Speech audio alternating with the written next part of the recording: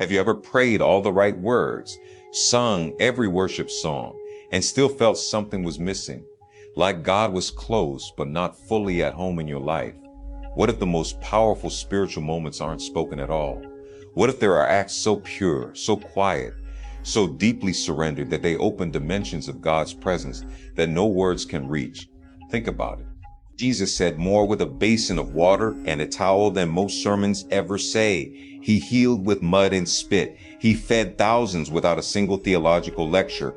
What if you discover that your silence, your service, and your unseen devotion are invitations the Holy Spirit cannot resist? In this video, we're going to explore the silent acts that transform your spiritual life from the inside out. The things you do when no one is watching, when no words come, when the deepest part of you simply bows. Get ready. This might change everything. In 1 Kings 19, the prophet Elijah was burned out, defeated, and hiding in a cave. God sent wind, earthquake, and fire, but the Lord was not in any of them. Then came a still, small voice. Silence before God is an emptiness. It is the very frequency on which heaven speaks. James 1 tells us to be quick to listen and slow to speak. Most of our spiritual life, however, is the opposite, full of requests, declarations, and noise. Many believers never discover what the Holy Spirit can do in a life that has learned to be still. Today, that changes. Here are the silent acts that the Holy Spirit loves to see and that few believers ever practice. Have you ever sat in God's presence and said absolutely nothing? Not a request, not a worship song, just stillness? Psalm 46:10 commands, "Be still and know that I am God." The Hebrew word used here means to let go, to release, to stop striving. In the rush of modern Christian life, silence has become the rarest spiritual discipline. Yet it is in silence that the Holy Spirit downloads revelation that words would interrupt. What would happen if you gave God 10 minutes of complete silence today? Try it. The results will surprise you. In Matthew 6, Jesus describes giving to the needy in secret, so secret that your left hand doesn't know what your right hand is doing. This is one of the most radical spiritual acts possible, serving with zero expectation of recognition. When the widow gave her 2 small coins in Mark 12, Jesus stopped everything to notice, not because she announced it, because she didn't. Anonymous service bypasses the ego completely, creating a channel of pure love through which the Holy Spirit moves without obstruction. Who could you serve today in complete secret? Fasting is not a punishment. It is a language the body speaks to heaven when words fail. In Isaiah 58, God describes the fast he chooses, releasing the oppressed, feeding the hungry, sheltering the wanderer. He promises that when you fast this way, your light will break forth like the dawn. Jesus didn't say, if you fast. He said when you fast, implying it as an expected practice for every serious disciple. Fasting silences the noise of appetite and sharpens spiritual sensitivity in a way that no amount of talking ever could. The Holy Spirit responds powerfully to a surrendered body. Before Paul wrote his letters, he spent 3 years in the Arabian desert in silence and contemplation. Before Jesus began his ministry, 40 days of silence in the wilderness. Before Elijah received his next assignment, quiet in a cave. Contemplative prayer is not about emptying the mind. It is about filling it with God alone. Romans 8 reminds us that when we don't know how to pray as we ought, the Spirit himself intercedes. Sometimes the most powerful prayer posture is simply open hands, closed mouth, and a willing heart. Have you ever tried praying without a single word for a full hour? When Jesus knelt and washed his disciples' feet in John 13, he said, "I have given you an example that you should do as I have done." The act required no words. It required a towel, water, and the willingness to be lower than the person in front of you.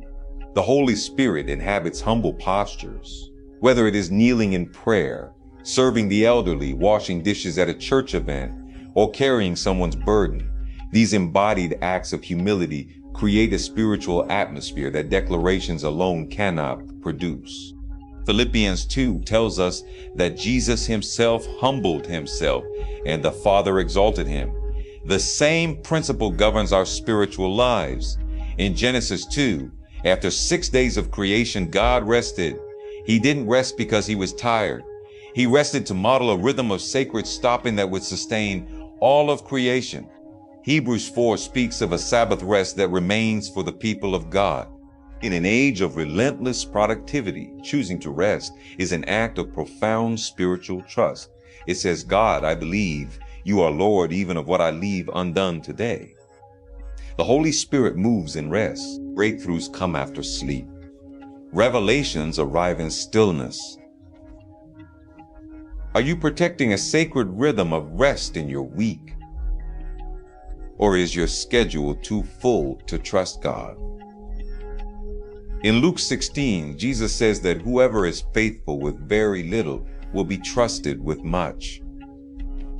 Stewardship, caring for your home, your body, your finances, your time, is a silent spiritual act of enormous power.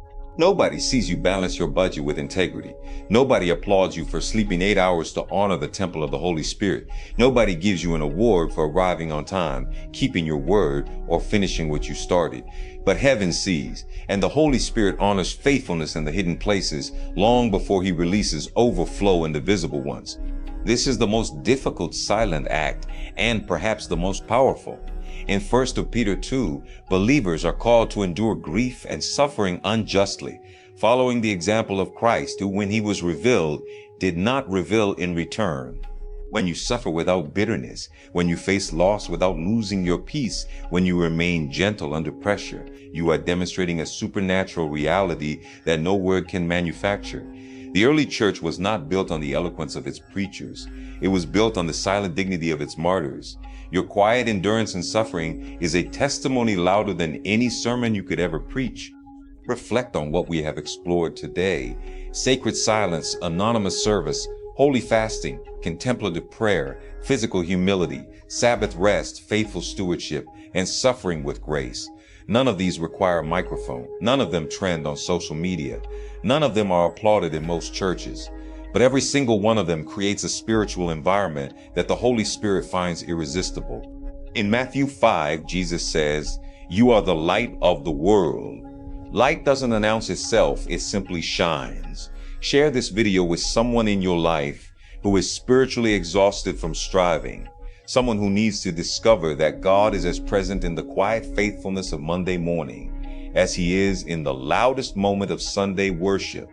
And if you want to understand how silence and words work together in the most powerful prayer life possible, you need to watch this next video, where we walk through 4 steps to hear God's voice clearly, even when everything around you is loud. Don't forget to subscribe and activate notifications. Blessings to you and your family.